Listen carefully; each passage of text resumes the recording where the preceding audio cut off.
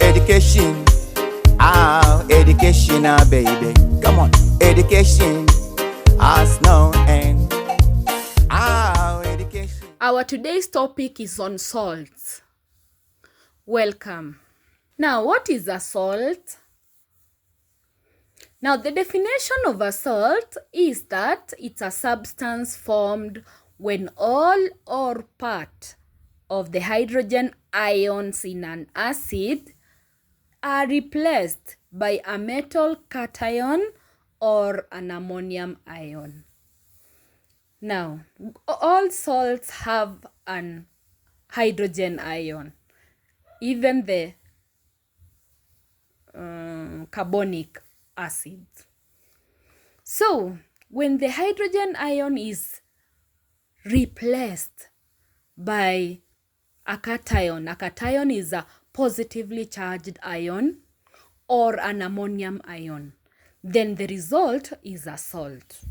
So that is the definition of a salt.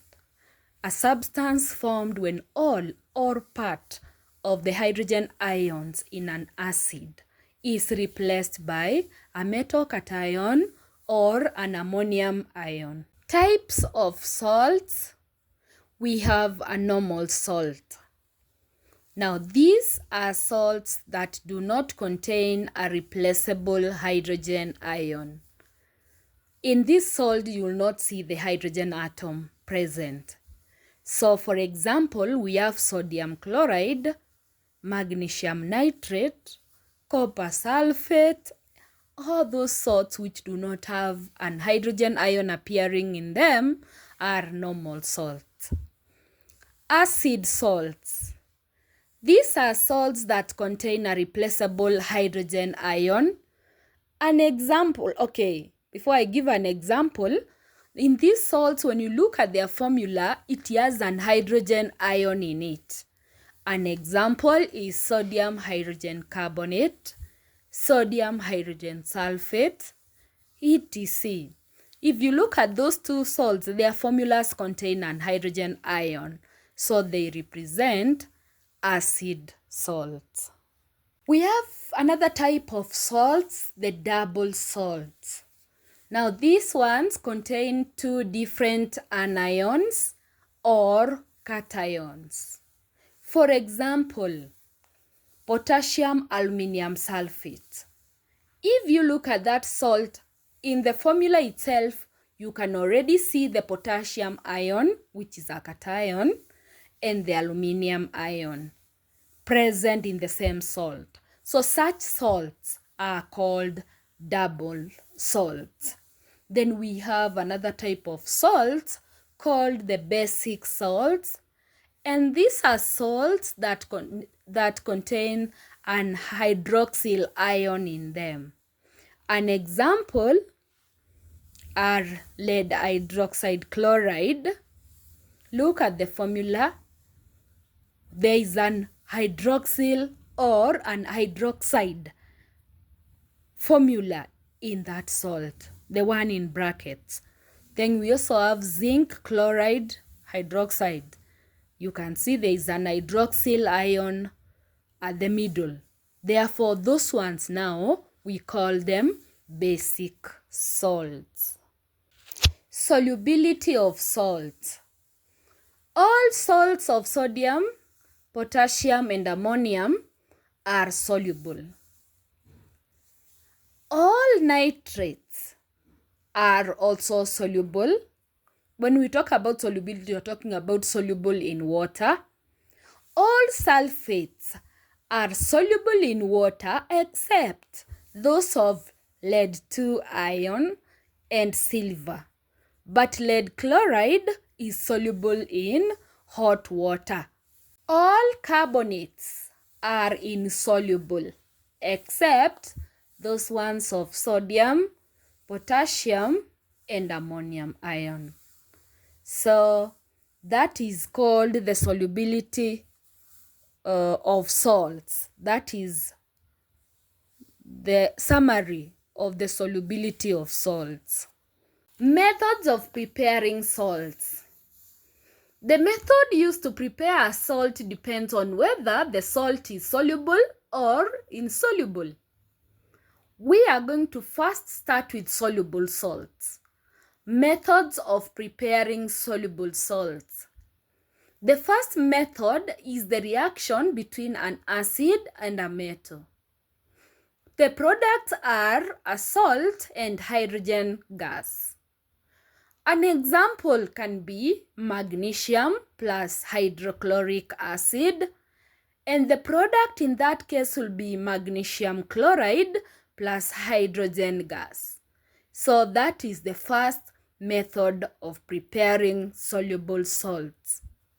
The second method is the reaction between an acid and an alkali, and the products are a salt and water. For example, if you react hydrochloric acid with sodium hydroxide, then you get a salt that is sodium chloride and water.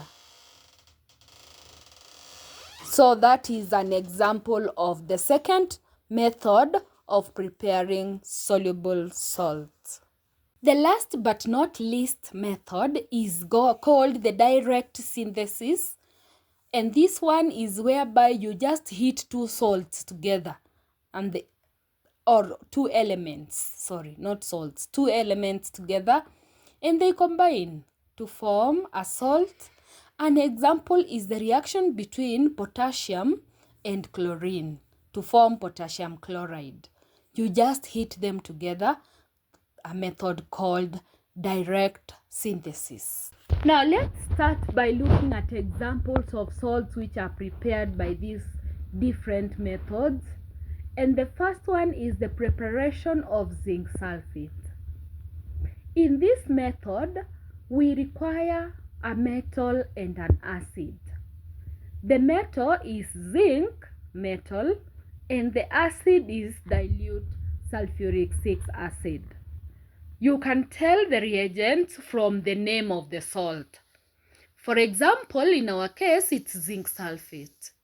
So looking at the name, you can tell the metal that was used was zinc metal and the acid must have been sulfuric 6 acid. Getting it from the name sulfate. Procedure. Measure about 50 centimeters cubed of dilute sulfuric 6 acid and transfer it into a clean beaker. Add excess zinc powder little by little while stirring until effervescence stops. Filter and evaporate the filtrate to saturation. That is the filtrate, the liquid that goes through the filter paper is what now you heat to evaporate the excess water and reach saturation point, whereby now you allow it to cool for crystals of zinc sulfate to grow. Now there are some important points to note during this experiment.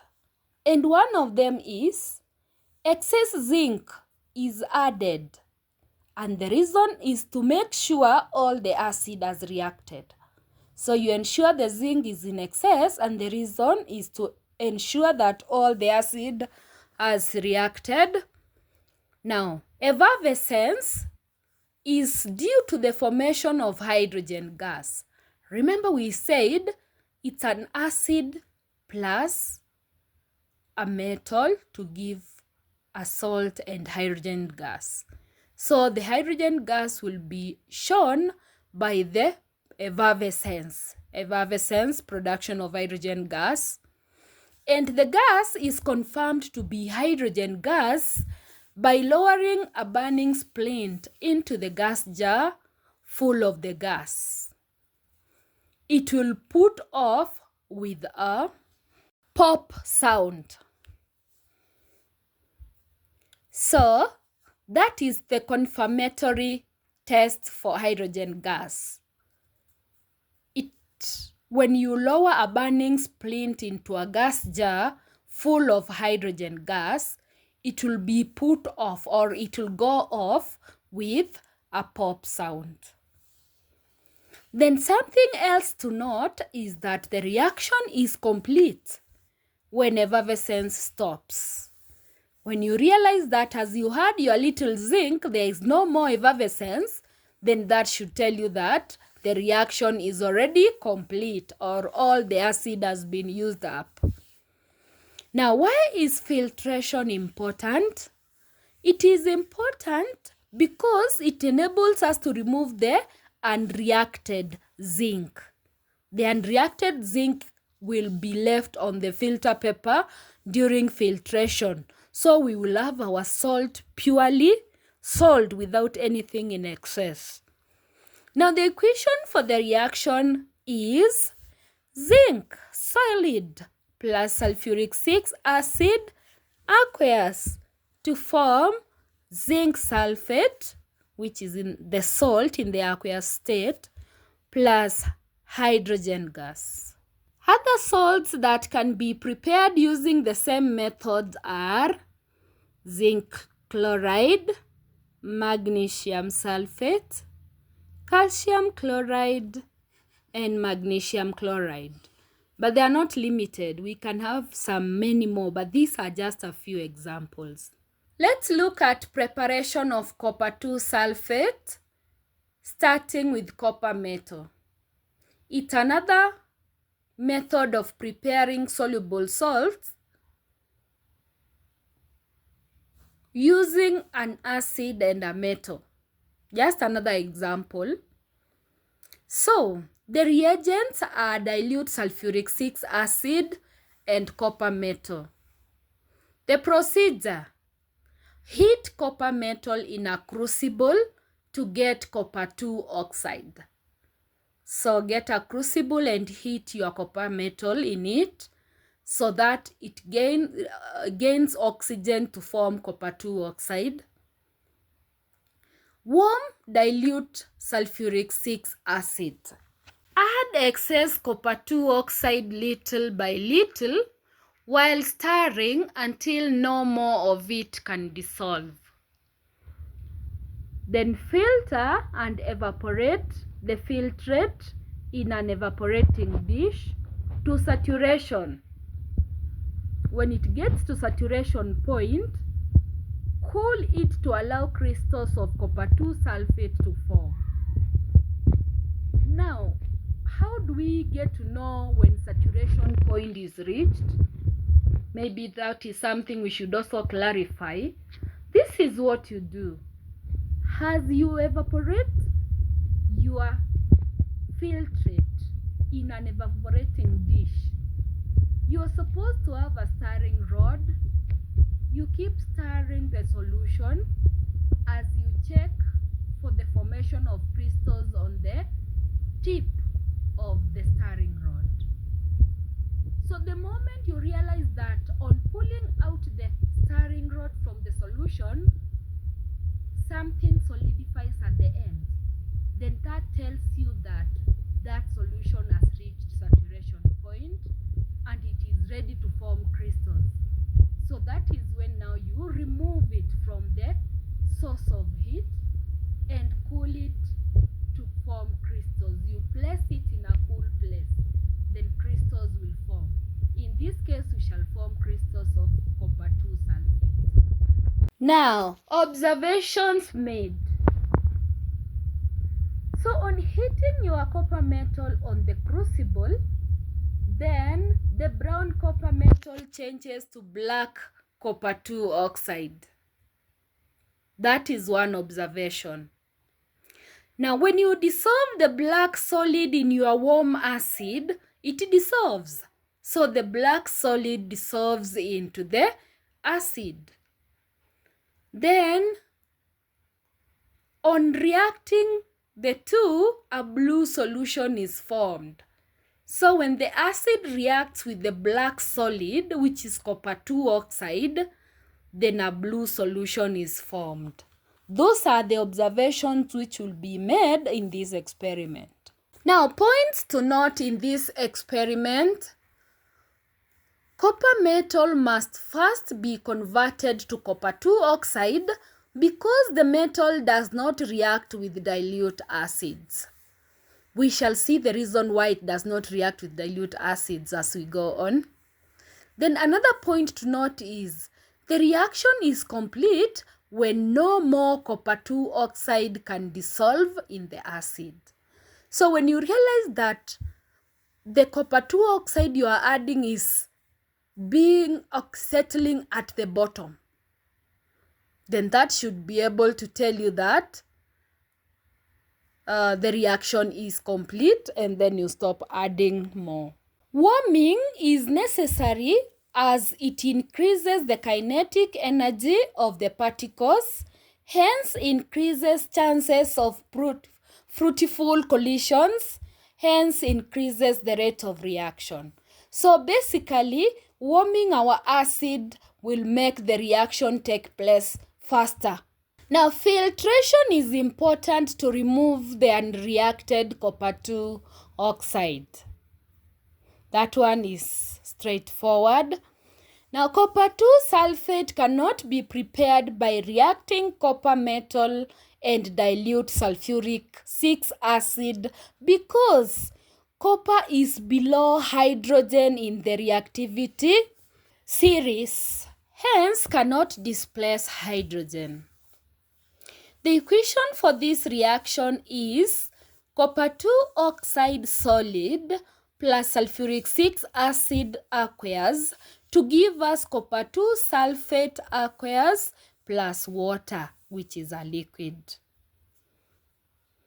Now, other salts prepared by the same method are, we have copper 2 chloride, calcium chloride, and lead 2 nitrate, among others. Now, we have looked at two methods of preparing salts. The first one is the reaction between an acid and a metal.